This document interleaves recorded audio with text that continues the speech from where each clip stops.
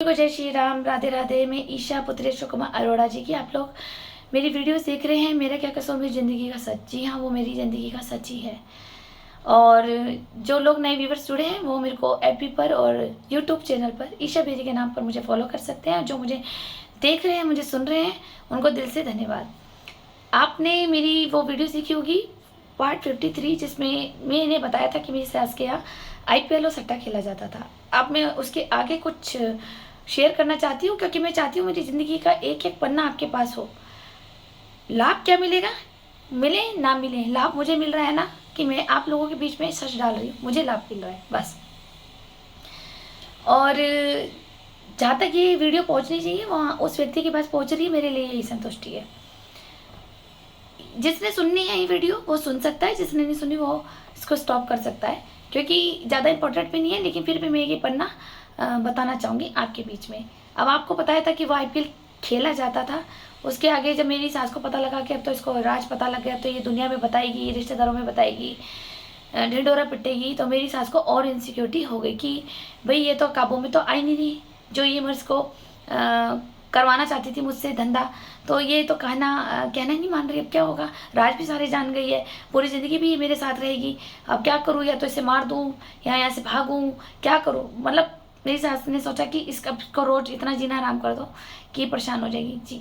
अब ये बहू को देखो, लोग कहते हैं कि बहुएं कोर्ट जाती हैं। जब बहू को मानसिक प्रताड़ना इतनी दोगे, फिर समाज, जब बहू चीखती है कभी ना कभी, तो उसका गुस्सा गुब्बार टूटेगा। जब वो समाज के सामने चिल्लाकर बताती है, रो के बताती है, फ्रस्ट्रेशन होकर बताती है, तो क्या होता है फिर यही ससुराल वाले क्या कहते हैं, देखो देखो हमारी बहू पागल हो गई है, देखो कैसे चिल्लाती है, देखो मेरे बेटे पे कैसे चिल्लाती है, देखो मेरे ऊपर कैसे चिल्लाती है। हमने तो कहा था नहीं पागल है, हमने तो कहा था। यही ससुराल वाले सास और पति मिलकर के पागल कर देते हैं। जी हाँ, घर के लोग मिलकर कर देते हैं। जहाँ पर राहुल बेरी जैसे जेठ हो, अंजू बेरी जैसी जेठानियाँ हो, और मेरी सास और मेरे पति जैसे नार्सिसिस्ट लोग हो। अब मेरे बड़े जेठ जी का कहना है कि जब इतने खराब थे तो छोड़ के चली जाती। राइट, मैं आपकी बात को आज एग्री कर रही हूँ। काश चली ही जाती, ठीक है। लेकिन क्या ना बताइए ना, तुम्हारी माँ ने और तुमने मेरा घर आना बंद करा दिया। मेरी बहन ने पद फेरे से मेरा घर पे मेरे लिए ताले लगा दिए थे कि नहीं आएगी, ठीक है। मम्मी को भी मेरे खिलाफ कर दिया था। तो मैं क्या जाती, एक लड़की जब एक ससुराल में परेशान होती है तो वो कहाँ जाती है, अपने पिता के घर में। जब पिता के घर में ही मेरी बहन हिमानी अरोड़ा ने मेरे पक्ष में नहीं खड़ी हुई, मम्मी को नहीं, इन्हें कहा, मम्मी को एग्री नहीं करा कि ये नहीं, ये परेशान है, आप इसको रखो, नहीं। पर मेरी बहन देखो कितनी स्वार्थी थी। जब मेरी मम्मी जब तक जिंदा रही तो मेरी बहन मेरे घर आती रही, ठीक है। जब मेरी मम्मी जिंदा रही, समझना इस बात को, तो मेरी नई नई शादी हो रखी थी, तब ये ज़्यादा मेरे घर में इंटरफेयर करती थी, ज़्यादा ही आती थी। आप लोगों ने बाजार में देखा होगा, ज़्यादातर मेरे घर में ही आ जाती थी। और लेकिन जब मुझे इसके सहारे की ज़रूरत हुई, जब मम्मी भी दुनिया से चली गई और जब मैं अकेली पड़ गई, मुझे इसके सहारे की ज़रूरत पड़ी, तब इसने मेरा साथ छोड़ दिया। देखो, लात मारना और मतलब निकालना मेरी बहन से सीखना, जिसको ट्रेनिंग लेनी है। कैसे सेल्फिश लोग होते हैं जो अपने मतलब निकालते हैं। पहले बहन की नई शादीशुदा लाइफ को बर्बाद कर दो, उसकी लाइफ में घुसो, उसकी लाइफ में घुसते रहो, इसकी ज़िंदगी बर्बाद कर दो। फिर उसके बाद जब ये बर्बाद हो जाए तो फिर उसके बाद अपना किनारा करके साइड में लात मार दो बहन को। इसने ये काम करा था, मुझे नहीं पता था ये इतनी शातिर निकलेगी। पर कोई नहीं, कर्म सबको बढ़ना है। शातिरगिरी मेरे आगे तो चल रही, भगवान के आगे कोई चलेगी। जब कर्मों का फल भोगेगी तो पता चलेगा कि शराफत का फल क्या दिया भगवान ने और बेईमानी का क्या फल दिया, पता चलेगा ना। होना भी चाहिए इसके साथ। अभी मैं आपको ये बता रही थी कि IPL खेला जाता था, तो धीरे धीरे रोज़ लड़ाई होती चली गई। तो मेरी सास ने एक छोटे से टॉपिक पे लड़ाई कर ली। मैं लंच बना रही थी, मेरा रोटी बेल रही थी, हाथ आटे से बंधा हुआ था, तो एकदम अचानक से आई और इसको उसी वक्त याद आया, लंच के वक्त ही, कि ईशा वो हार्पिक नहीं मिल रहा। मुझे याद आया कि मैंने अपने वॉशरूम में रखी हुई है। तो मैंने कहा मम्मी आप मेरे बेडरूम में है, आप मेरे बेडरूम से जाके ले लो। तो ये एकदम भौखला गई और इसने बोला कि अरे ओ सुन, मैं मांगा नहीं करती, समझ गई, मैं मांगा नहीं करती, मैं तेरे बेडरूम में जाकर के लैट्रिन में से मैं हार्पिक ले लूँ, चोर नहीं हूँ मैं। देखो कैसे ये नार्सिसिस्ट लोग होते हैं, इनको यहाँ से समझो। चोरी भी मेरे कमरे में करती थी, मेरी अलमारी की डुप्लीकेट चाबी बना के भी इसने ज्वेलरी भी चुराई, पैसे भी चुराए, मेरे डबल बेड में से कुछ डिनर सेट, कुछ बर्तन भी चुराए मेरी अनुपस्थिति में, ठीक है। और नाम लगा देती थी अंजू बेरी का।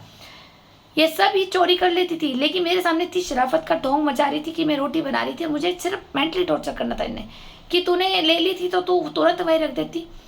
मैंने कहा कि मैंने वॉश करके मैं नहा के जल्दी से मैं नाश्ते की तैयारी कर रही थी। मैंने सोचा कि चलो आप कौन सा रोज रोज यूज करते हो, मैं इसको कल रख दूंगी सुबह नहाने से पहले। फिर मम्मी ने तो ड्रामा कर दिया इतनी सी बात पे कि आप बताइए कि ये लड़ाई जो थी वो सही थी कि मैंने अपने ड्राइंग रूम वो अपने वॉशरूम में हार्पिक की शीशी रख ली थी, या ये जानबूझ के मुझे तंग करती थी, लड़ने का बहाना ढूंढती थी कि किसी ना किसी तरह से मैं ईशा को तंग करूं और ये रोए, तिलमिलाए और मानसिक प्रताड़ना हो, ये इतनी परेशान हो जाए, इतनी मेंटल डिस्टर्ब हो जाए, या तो ये मेरे खौफ से, मेरे डर से ये मेरे साथ धंधा में से योगदान दे, मुझे कमा के दे, या फिर इतनी पागल हो जाए कि ये सेला कोई भर्ती करा दी जाए। जी हाँ, इस औरत ने, इन लोगों ने मिलकर के मेरा एक पागल का सर्टिफिकेट भी बना रखा है कि मैं पागल हूँ। जी हाँ, ये तो भगवान की कुदरत की देन है कि इन दिनों में मैं बीमार हुई तो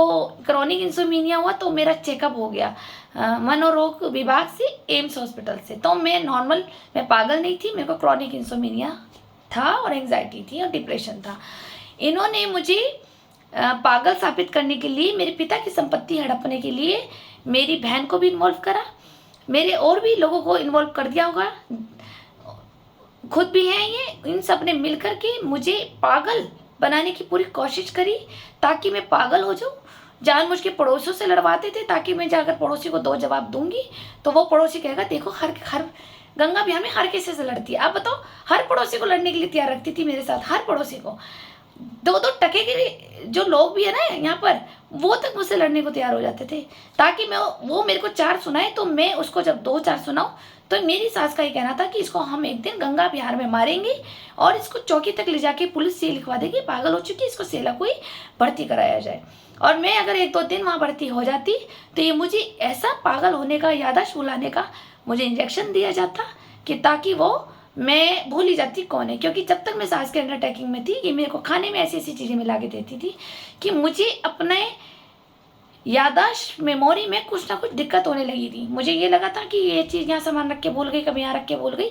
इस तरह से मुझे खाने में कुछ करके देती थी ताकि मैं पागल हो जाऊँ। लेकिन मेरे को बस भगवान ने, ईश्वर ने, तीसरी शक्ति ने बचा रखा है और मैं उस चंगुल से अलग हुई। लेकिन अलग होके भी कौन सा लाभ मुझे मिला, चलिए मैंने अभी आपको ये छोटा सा बताना था कि फिर इसने मुझे उस टॉपिक पे लड़ाई करी कि मैं मांगा नहीं करती। इसने ऐसे हाथ फैलाया जैसे भिखारी होते, हे सुन, मैं ना मांगा नहीं करती, समझ गई, यहाँ से उठा लो, वहाँ से उठा लो, नौकर हो गया तेरे बाप की। मैं कहा मम्मी मैंने क्या गलत कहा, मुझसे मुंह जवान चोरी ना कर, समझ गई, मैंने तुझसे कहा हार्पिक चाहिए, मैं तू मुझे बोल रही जाके ले लो, नौकर हो गया मैं तेरी। तो मैंने कहा मम्मी मेरे हाथ में आटा लगा हुआ है, 2-4 रोटी रह गई, बस वो फटाफट फिनिश करके आपको अभी 2 मिनट बैठ जाओ, मैं अभी आपको देती हूँ, बल्कि मैं ही आपकी टॉयलेट को मैं साफ कर देती हूँ, मैं तुम्हारा नहा लूंगी। नहीं मैं अपना काम नहीं कराऊंगी, समझ गई, मेरे वॉशरूम में ना घुसी हो, तेरे को दे रखा ना अपना वॉशरूम, मेरे वॉशरूम में ना घुसी हो, चल तू तो भुक्कड़ है तभी तो तूने रख ली वो शीशी। तेरे बाप ने कभी लाके दिया, तेरे बाप ने तो हार्पिक लाके दिया, कभी तेजाब ही लाके दे दिया होगा, ठीक है, तुम तो तेजाब से धोते होंगे, मैं तो हार्पिक से धोती थी, वो भी देख ले कंपनी का ब्रांडेड। और तू देख ले कैसे कर रही है कि मैंने रख लिया था, चोर है ना तू, तभी तो तू उठा करके लाई है चुपचाप मम्मी का हार्पिक ले लूँ। तो मेरे मुंह से थोड़ा सा इतना निकल गया, मैं कहा मम्मी का हार्पिक और मेरा हार्पिक क्या है, जब हम घर में स्टाफ सब एक साथ रह रहे हैं तो इसमें आपका और मेरा क्या हो गया, काका जी कमा के ला रहे हैं, हम सब यूज कर, ये मत बोलियो मेरे आगे, काका जी कमा के ला रहे हो, वो कमा के ला रहे, समझ गई, मुझे हिसाब किताब मत दे। मैं ईशा किसी से मांगती नहीं हूँ, मैंने अपने आदमी के आगे नहीं मांगा, मैं अपने आप पति के आगे ना हाथ फैलाया करती थी, मैंने तो खुद ही कमाया, खुद ही करा, जैसे भी करा। देख जिस मकान में तू रह रही है ना, ये मकान भी मेरी कमाई का है, समझ गई, मेरी कमाई का। और तुझे पता मैं किस तरीके से कमाती थी, तेरे को 2 मिनट में बाहर कर दूंगी। तू मेरे उस कमरे में रह रही है जहाँ का रेंट 5,000 आता है, तूने तो जीना आराम कर दिया जब से तू मेरे आई थी, पता नहीं कौन से पल्ले पड़ गई मेरे। मैं कहा मैंने आपको कहा क्या, मैंने यही तो कहा आप ले लो, मेरे से जवान मत, चल चल चल, और मैं ना मांगा करती, चल। तो मैंने फटाफट हाथ धोया, मैंने कहा चल रोटी तो मैं बाद में बना लूँगी, ये तो अब फिर बिखर गई। मैं फटाफट वॉशरूम में गई, मैंने इसको जाके बोला ये लो आपकी बोतल। अरे जब मैंने कहा ना तेरे को मेरे को नहीं चाहिए, अब तू रख ले, चल। मैं तेरी बोतलें ले आऊंगी, देख शाम को, देखी तो शाम को 10 ला के इकट्ठी रखेगी रूम में। चल इसे रख, मेरे को नहीं चाहिए अब, चल उठा इसको, नहीं तो तेरे चेहरे पे डाल दूंगी इसको, उठा इसको, चल निकल मेरे रूम से। एक तो तू मेरे रूम में मत आया कर, मेरे बेडरूम में मत आया कर तू, समझ गई।